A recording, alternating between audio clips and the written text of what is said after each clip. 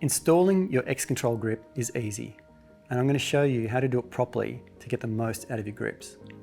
Let me start by showing you what we're trying to achieve. We want this larger, flat surface of our X-Control grip to be parallel to the grooves on our club face. Let's get started. First, cut off the old grip and clean up the shaft. If you have graphite shafts, you really want a hook knife, but with steel shafts, a blade is fine. Just be careful to keep your fingers behind the blade. Some people leave the glue on and the old papers, but I like to start with a super clean shaft, so a bit of solvent really goes a long way here.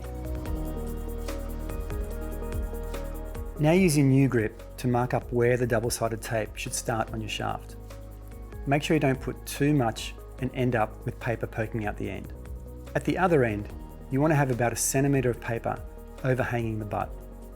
You'll use this excess paper to seal the shaft and stop water and mud going down.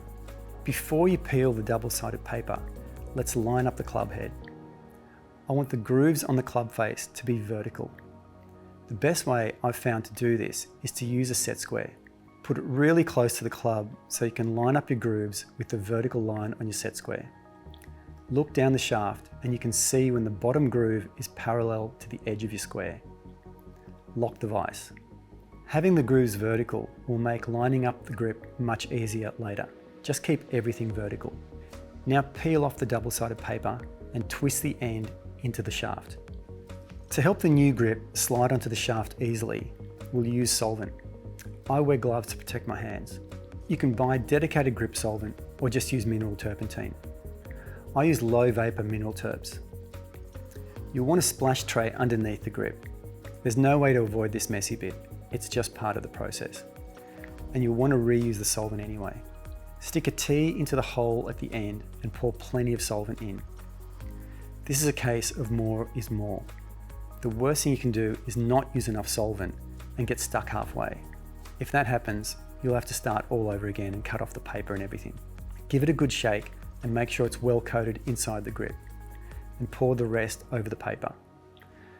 To mount the grip, hold it so the large surfaces are vertical, and in one smooth motion, slide it up the shaft and give it a good push at the end to make sure the cap of the grip hits the end of the shaft.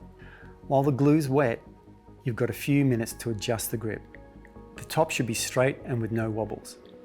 Adjust the 2 white lines so they line up with the top of the shaft and the grooves on your club face.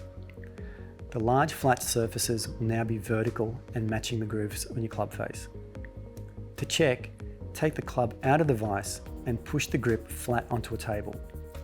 While you're pushing the grip flat and parallel to the table, the grooves on your club face should now be parallel too. If not, put it back in the vise and adjust it. If your clubs don't have the offset that I've got on mine, you might find that you need another flat piece of ply to lift the head off the table, so you can check it without your leading edge hitting the table. That's it. You now have 2 parallel surfaces, the X-Control grip and the grooves on your club face. They're aligned perfectly. Now you can really feel the club face when you hold the grip. Make sure you leave your new grips for 24 hours to dry before using them.